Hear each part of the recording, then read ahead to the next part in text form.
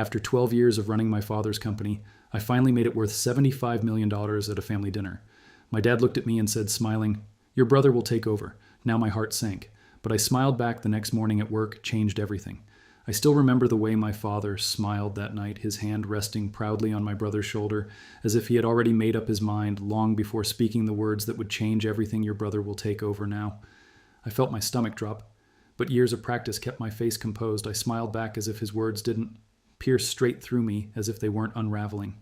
12 years of my life's work in an instant. The dining room was filled with the clinking of glasses, the quiet hum of conversations between extended family and close business associates. This wasn't just a family dinner. It was a celebration, a moment. Meant to honor everything we had built, everything I had built. My father had started Harper & Company when I was just a child, a modest logistics business that barely stayed afloat in its early years. I grew up watching him struggle to keep it alive, working late nights, sacrificing family vacations, always chasing one more contract to make ends meet. When I was 24, fresh out of business school, he finally let me step in, though I had to fight for that opportunity, and I had done more than just step in. I had transformed Harper & Company from a struggling regional logistics firm into a national powerhouse, expanding operations, securing million-dollar contracts, integrating cutting-edge technology. What was once a small, nearly bankrupt company now stood as an industry leader worth $75 million, and yet in this moment, none of it mattered. My father had already decided my brother Ethan would be taking over, not me. A slow ripple of approval spread around the table, murmurs of congratulations directed at Ethan. I watched as he lowered his gaze, fidging modesty, though I knew better. Ethan had never been truly invested in the business. He had spent the last decade hopping from one failed venture to another, never quite finding his footing. He wasn't interested in logistics. He wasn't interested in operations, but he was interested in power. I had spent 12 years proving myself, building Harper & Company from the ground up, making every hard decision, every late-night strategy call, every contract negotiation. Ethan had done none of it, and yet here we were still. I swallowed my emotions. I had learned long ago that in this family, showing pain was weakness. I reached for my wine glass, steadying my hand before lifting it. "Smile, Lisa." "Smile to Ethan," I said, my voice smooth. Controlled the guests raised their glasses, oblivious to the storm brewing behind my eyes. My mother cast me a glance from across the table, an unreadable expression, but I knew she understood. Unlike my father, she had always seen the effort I put in, but she wouldn't interfere. She never did. Then there was my father, grinning with that same unwavering confidence, completely unaware that his choice had set something in motion. Ethan met my gaze from across the table, a smirk barely hidden at the corner of his lips. That was the moment I knew this wasn't just my father's decision. Ethan had been waiting for this. He had positioned himself carefully, playing the role of the dutiful son who had finally found his calling. And my father, ever the traditionalist, saw no flaw in his logic. A son should inherit the empire. A daughter? Well, a daughter's efforts were always considered temporary, a footnote in history, no matter how hard she fought to prove otherwise. But what they didn't realize, what neither of them had accounted for, was that I had spent 12 years not just building a company, but fortifying my position within it. And tomorrow morning they would learn exactly what that meant. That night I barely slept. My mind replayed every sacrifice I had made for Harper & Company, the late nights, the missed birthdays, the relationships that crumbled under the weight of my ambition. I had given everything for this company, and now they expected me to simply step aside. They had underestimated me by 3 a.m. I was in my home office, my fingers moving quickly across my keyboard, every contract, every share, every executive agreement. I knew the inner workings of this company better than anyone. Ethan thought he was walking into an easy transition, that by next week his name would be on the office door, his position secured. What he didn't know was that while my father had been busy with public appearances and my brother had been busy pretending to learn the business, I had been securing something far more valuable, control. At exactly 8:45 a.m., I stepped into Harper & Company headquarters just like I had for the past 12 years, the same walls, the same polished floors, the same hum of efficiency as employees settled into their routines. But today was different. Today, I wasn't walking into my office. I was walking into a battlefield. The reception area was unusually quiet, the kind of quiet that precedes a storm they knew. The whispers had already started. The news of my father's announcement at dinner had spread like wildfire. Employees glanced at me with hesitant expressions, avoiding direct eye contact, unsure of where their loyalty should lie. I didn't acknowledge them. I walked with confidence, my heels clicking against the marble floors, my posture unwavering. Never let them see you shaken. I entered my office shutting the door behind me. I had precisely 15 minutes before my father and Ethan arrived, thinking they would step into their new positions as CEO and heir apparent. 15 minutes before everything they had planned crumbled in front of them. I sat at my desk, inhaling deeply, then powered on my computer. The screen illuminated with a list of confidential documents and contracts, ones they had never thought to look at, ones they had assumed didn't matter. I pulled up my ownership records. My hands hovered over the keyboard for a second before I clicked on the file labeled Executive Shareholders Agreement. And then I waited at precisely 9:00 a.m. There was a sharp knock at my door. I didn't bother responding. The door swung open, and in walked my father and Ethan, both exuding confidence. His inborn Ethan's carefully manufactured my father strode in like a king surveying his kingdom, while Ethan, dressed in an expensive navy suit, gave me a smug, triumphant grin. "It took everything in me not to laugh, Lisa," my father said in his usual authoritative voice, as if he were doing me a favor by acknowledging me, I assume. "You're aware of the transition happening today?" "Transition, interesting choice of words, I'm aware," I said smoothly, leaning back in my chair. I glanced at Ethan, whose smirk only widened. "Good," my father continued, nodding, as if we were all in agreement. "Ethan will be stepping in as the new CEO. Will need you to help with the handover. Get him familiar with the operations before you officially move on."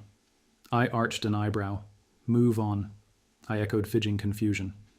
"Dad, I think you're mistaken about something." His face twitched in irritation. He was used to my compliance, my ability to quietly fall in line. He wasn't prepared for this, Lisa, he said, voice tight, as if speaking to a child. "This isn't up for debate. We've already made the decision." I smiled, then a slow, knowing smile. "Oh, I know, Dad," I said softly. "The thing is, you don't have the authority to make that decision." Ethan let out a low scoff, shaking his head. "Lisa, don't make this difficult. We're trying to do this the easy way." I didn't respond. Instead, I reached for the remote control and pressed a button. The large screen on my office wall lit up with a document, the same one I had been reviewing earlier. Executive Shareholders Agreement signed August 17th, 2015. Signatories Lisa Harper, James Harper, father Ethan Harper. My father's face paled slightly. I turned to Ethan. "Do you even know what this document is?" He crossed his arms, shifting in discomfort. "A shareholders agreement." He guessed. I nodded yes. "And do you know what it says?" I tapped the screen. Highlighting a crucial clause, this document was drafted when Harper & Company was restructuring it. Clearly states that any transfer of executive power, such as appointing a new CEO, requires the approval of all majority shareholders. I met my father's eyes, and I, Dad, hold 60% of the company's shares. The silence that followed was suffocated. My father's expression hardened. "That's impossible," Ethan muttered, stepping forward to examine the document. "Actually, it's very possible," I said smoothly. "You see, over the years, while you were busy failing at every startup you touched, and Dad was busy playing the role of business patriarch, I was doing something else." I leaned forward. I was securing my place. I turned back to my father. "Remember when you needed capital for expansion in 2017, you signed over an additional 15% of your shares to me in exchange for my investment? And in 2019, when we had that legal battle, another 10% was transferred under my name as collateral, which you never bothered reclaiming that. Plus my original 35% makes me the majority shareholder." My father's jaw clenched. But Ethan was panicking. "You have to be BL," he spat. I pulled out a second document. "This is the most recent legal filing with the state. Want to verify?" Ethan snatched the paper and scanned it, his face draining of color with each passing second. You can't do this," he stammered. "Dad, tell her she can't do this." My father remained silent because he knew I had legally outmaneuvered him, and there was nothing he could do about it. I exhaled slowly. Standing up, "I'm not firing you, Ethan. I said I wouldn't want to force you into the real job market, but you will report to me and you will work under my leadership." Otherwise, I gestured toward the door. "You're free to leave." Ethan turned to my father, eyes pleading, but for the first time in his life, my father had no answer. No way to fix this, because this wasn't his company anymore, it was mine. The silence in my office was suffocating. Ethan still clutched the legal document in his hand, his fingers white from gripping it too tightly. My father stood rigid beside him, his expression unreadable. But I knew better. He was calculating, trying to find a way out of this. There wasn't one I had spent years preparing for this moment. Not because I had expected betrayal, but because experience had taught me never to assume loyalty where power was involved. For the first time in my life, my father looked at me as if he didn't recognize me. Perhaps he never had, so that's it. Ethan finally spoke, his voice laced with bitterness. "You're just taking everything." I let out a soft, humorless laugh. "Taking everything," I repeated, stepping closer to him. "Ethan, I built this company from nothing. Every contract, every expansion, every innovation. I made it happen while you were busy failing upwards. I was keeping this company alive, so no, I'm not taking anything." I leaned in slightly. "I'm just keeping what's already mine." Ethan's face twisted in anger, but he had no rebuttal. He knew I was right, and worse, so did my father. He had spent years believing that bloodline mattered more than ability, that his son would inherit what was rightfully mine. He had underestimated me, and now he was paying for that mistake. My father finally broke the silence. "You're making a mistake, Lisa." His voice was calm, measured. but I could hear the strain underneath. A family should stick together. Do you really want to burn this bridge? I met his gaze. Head on, Dad, I said slowly. You burned this bridge the moment you made your decision without me. His lips pressed into a thin line. Business is bigger than just one person. We can find a solution that works for everyone. I tilted my head slightly, feigning consideration. Oh, I agree. That's why I'm offering you both a choice. I turned to Ethan first. You can stay in the company. I said, keeping my voice smooth, professional, but you won't be CEO. You'll take on an advisory role with limited authority. Your salary will be generous, but you will answer to me. Ethan stiffened, but I didn't stop, or I continued. You can walk away. I'll buy out your shares at market value. You can take the money and find a new project to sink your teeth into. My father scoffed. You're acting like you hold all the cards. I smiled. I do a thick silence followed my words. I let them sit in it, let them feel what it was like to be powerless. Finally, my father exhaled, shaking his head as if in disbelief. I never thought you'd do this, he muttered. Not to your own family. I felt a sharp pang at his words. Not to your own family. I wanted to tell him that he was the one who had done this, that he had made the choice to push me aside, to act as if I was temporary, but I didn't, because in the end it didn't matter. What mattered was that I wasn't going to let them take what I had built. Not now. Not ever. Ethan stormed out first good riddance. I knew my brother well enough to predict his next move. He would go to our relatives, our family friends, painting himself as the victim of corporate betrayal. I didn't care. I wasn't here to win their approval. I was here to win my future. My father lingered for a moment longer, as if waiting for me to change my mind when I didn't. He gave a slow nod. You've changed, he said quietly.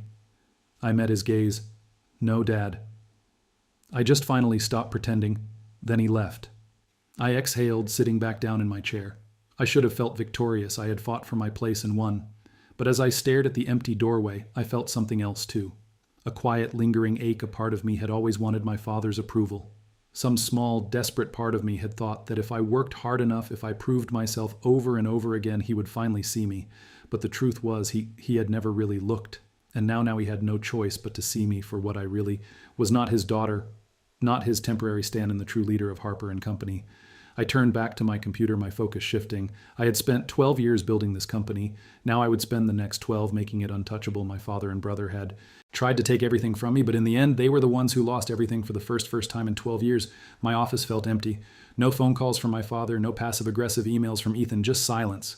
But silence didn't mean peace. It meant the battle had begun. I knew my father wouldn't walk away quietly, and Ethan, he would fight tooth and nail to reclaim what he thought was his birthright. I wasn't naive enough to think this was over. It had just begun. By the next morning. I could already feel the undercurrent of unease within the company employees who had greeted me with confidence last week. Now seemed hesitant, as if afraid to pick a side. A few department heads avoided eye contact. I knew what was happening. My father and Ethan were working. The Whisper Network, old family friends, board members, senior executives, they were sowing doubt, painting me as cold, ruthless, disloyal. Ethan especially had taken on the role of the wounded son betrayed by his own sister. I could imagine him now sitting in some high-end restaurant, fake sorrow in his voice, as he told our investors how I had stolen the company out from under him and my father. He wouldn't need to say much at all, just a heavy sigh, a shaking head. The carefully placed words, I only ever wanted the best for my children. It was calculated and dangerous, because if they managed to turn my board members and top executives against me, they could push me out of my own company, or at least make my leadership impossible. I wasn't about to let that happen. That afternoon, I called an emergency executive meeting as I stepped into the boardroom. I felt the tension in the air. Half of the room avoided my gaze. The other half watched me too closely, waiting for me to slip. I took my seat at the head of the table. My seat lit to not waste time. I said, my voice even. I know there have been conversations behind closed doors over drinks and hushed voices. I let my eyes scan the room, pausing on each person for just long enough to make them shift uncomfortably. I also know that some of you are wondering if my leadership is sustainable. A few people tensed. No one spoke. I tapped my fingers against the polished wood table. Let's clear that up. Now I pulled up a presentation on the screen behind me, numbers, data, facts. I built this company from a struggling regional business to a $75 million industry leader. Over the last 5 years under my leadership, we've seen a 300% increase in revenue and expanded into 6 new markets. I turned to the CFO, Paul. Do we have a single financial indicator suggesting this company is in trouble under my leadership? Paul hesitated, then shook his head. In fact, projections show another 20% growth in the next quarter. I nodded. So let's be honest about what's happening here. I leaned forward. My father and brother aren't upset because the company is struggling. They aren't upset because I'm failing as a leader. They're upset because they expected me to step aside and let Ethan take over, regardless of qualifications, regardless of results.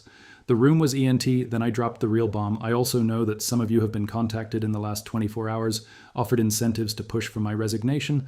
I tilted my head slightly if anyone here would like to disclose those conversations. Now this is your chance. A few people shifted uncomfortably then. After a long pause, one of the senior executives cleared his throat. I received a call, he admitted, from your father. He said. He was considering making an official appeal to the board. I nodded unsurprised, and did he offer anything in return for your support? A pause, then a slow nod. There it is. I exhaled, standing up. My father built this company. I said I won't discredit that, but I took it further than he ever could have, and I will not allow him to manipulate it from the outside. I let my voice drop slightly. Controlled. Dangerous. If he wants a fight, he'll get one. I gathered my papers, looking at each executive in the eye. If anyone here believes my father and brother deserve control, now is the time to make your move. Silence. No one moved. Good. I turned and walked out, my head held high. This wasn't just about keeping my company.